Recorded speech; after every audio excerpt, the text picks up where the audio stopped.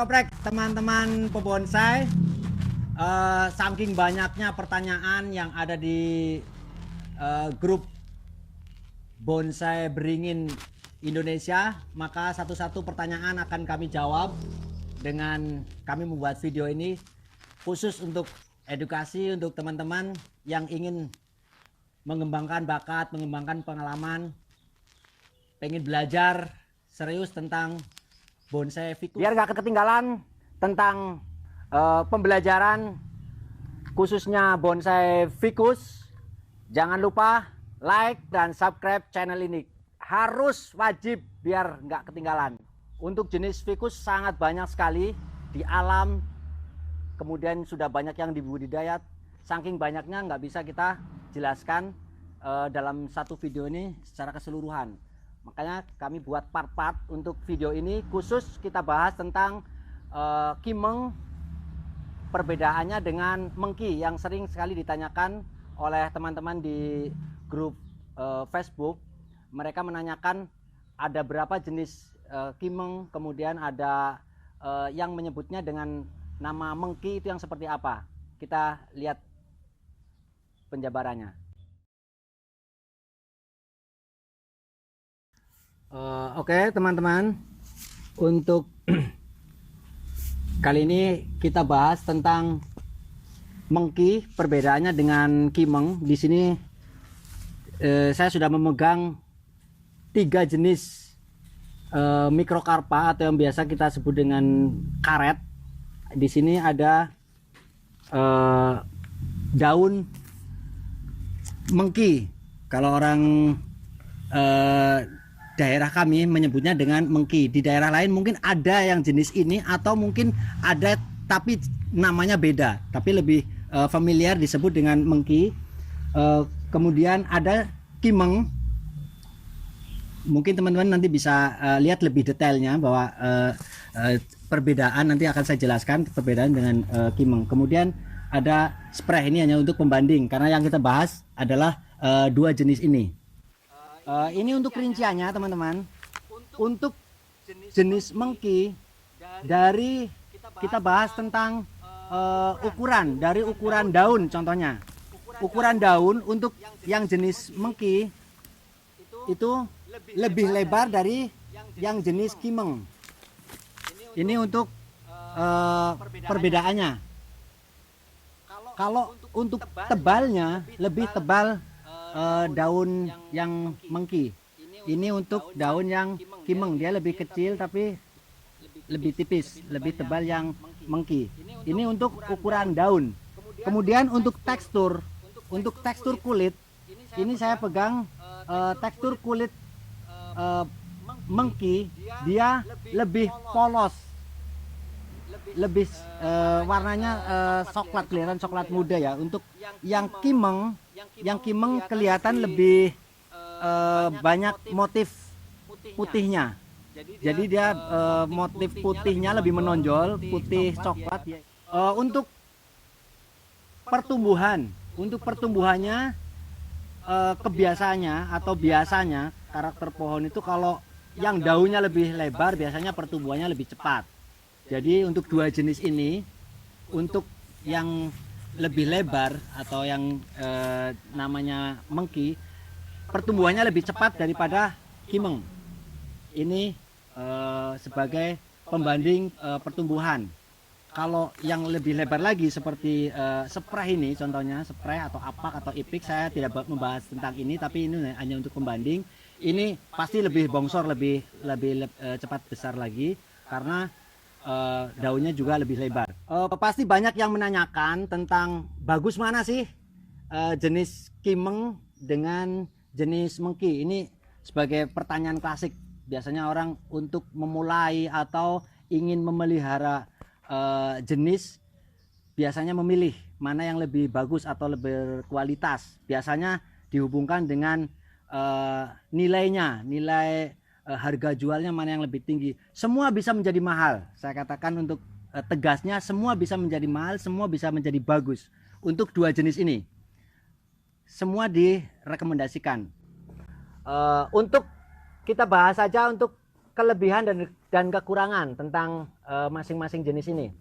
Untuk jenis yang daunnya lebih lebar, biasanya kekurangannya adalah ntar dulu, kekurangan jangan dulu dibahas ya. Kelebihannya dulu.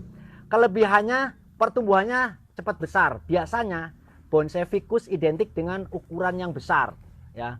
Ini salah satu kunci. Kalau ingin bikin bonsai ficus, jenis ficus, bikin yang gede.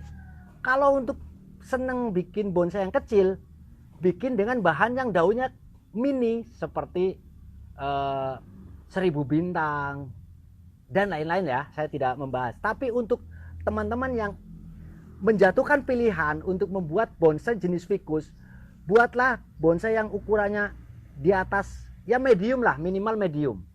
Dan itu untuk menjadi solusi untuk yang berdaun lebar, untuk kepentingan proporsional antara daun dan cabang. Nah, untuk memaksimalkan keunggulan dari jenis mengki, teman-teman harus buat bonsai dengan ukuran yang besar, itu solusinya.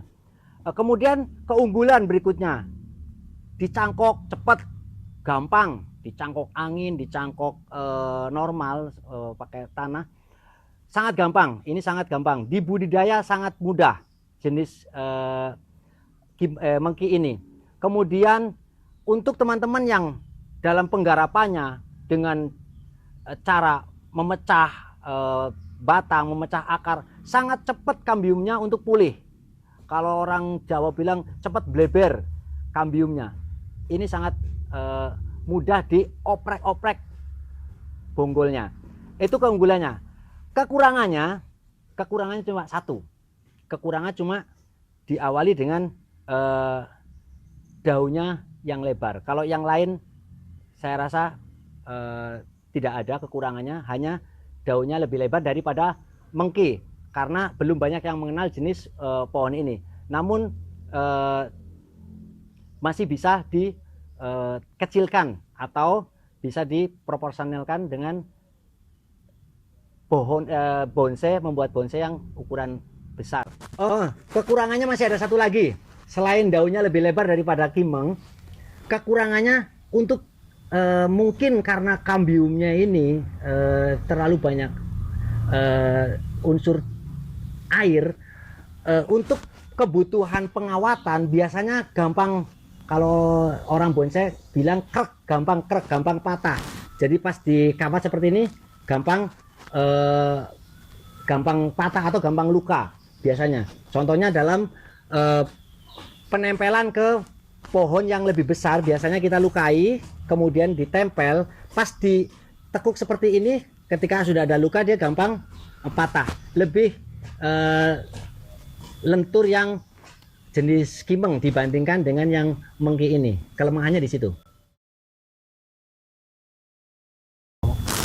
Oke, kemudian berikutnya kita lihat keunggulan dari yang jenis kimeng dibandingkan dengan yang jenis mengki tadi. Yang kimeng jelas untuk ukuran daun lebih mini, lebih kecil daripada ukuran daun mengki. Itu keunggulan yang pertama. Yang kedua, tekstur kulitnya lebih kelihatan angker ya, kelihatan sangar gitu. Kalau untuk jenis ficus, untuk kulit seperti kimeng ini lebih kelihatan gimana gitu ya, untuk jenis kimeng. Kemudian untuk lenturnya, yang kekurangan dari mengki tadi adalah sebagai keunggulan dari jenis kimeng ini. Dia lebih lentur, lebih dikawat sangat lentur dalam keperluan pengawatan. Itu keunggulannya. Dan salah satu keunggulannya yang sangat kita kenal, yang mungkin teman-teman sudah banyak yang tahu. Nah, harga kimeng sendiri bisa sangat fantastis ya untuk harga. Namun tentunya ada kriteria untuk jenis yang biasanya orang berani membeli dengan harga yang tinggi. Nanti akan kita bahas di video berikutnya untuk tentang pohon-pohon yang berkelas dengan harga-harga yang fantastis. Nah, untuk kekurangannya tentunya ada dong. Untuk kekurangannya untuk jenis kimeng ini, kekurangannya untuk pertumbuhan dibandingkan dengan jenis ficus lain, itu kimeng tergolong jenis yang boleh dibilang lambat ya untuk kebutuhan proses pembuatan kaki-kaki. Kalau untuk daun dan pertumbuhan perantingan cabang hampir dikatakan bersaing dengan yang lain. Nah, eh, untuk kekurangannya dibandingkan dengan jenis fikus yang lain tergolong lambat. Itu mungkin karena kimeng ini memang jenisnya daun lebih kecil, biasanya lebih lambat pertumbuhannya. Nah, itu tadi saya bahas tentang perbedaan jenis kimeng dan mengki, kemudian keunggulan dan kekurangannya. Kemudian kita lihat di belakang saya ini ada pohon yang dalam proses pembuatan. Ini masih dalam proses ya. Ini kurang lebih saya garap sekitar 2,5 tahun. Ini bahannya memang sudah bahan gede. Saya proses selama kurang lebih 2,5 tahun. Ini dalam waktu dekat akan diangkat. Saya lanjut dengan proses ground atas ya, istilahnya ground atas atau di pot tapi di akar masih di ground. Ini jenis mengki yang tadi saya tunjukkan. Untuk jenis mengki yang daunnya lebih lebar daripada kimeng. Tapi saya sangat favorit untuk jenis ini karena saya rasa ini juga bisa bersaing dengan kimeng karena perbedaannya sangat nggak jauh-jauh lah perbedaannya. Oke teman-teman, sudah semua dijelaskan tentang perbedaan kimeng, mengki. Kemudian teman-teman sudah lihat sendiri pohon yang sudah ada contoh dalam proses. Dalam video ini kami sarankan teman-teman selalu ikutin video kami berikutnya untuk kita sama-sama belajar bagaimana untuk membuat bonsai-bonsai yang berkualitas, khususnya di jenis ficus. Subscribe, like, dan salam oprek-oprek.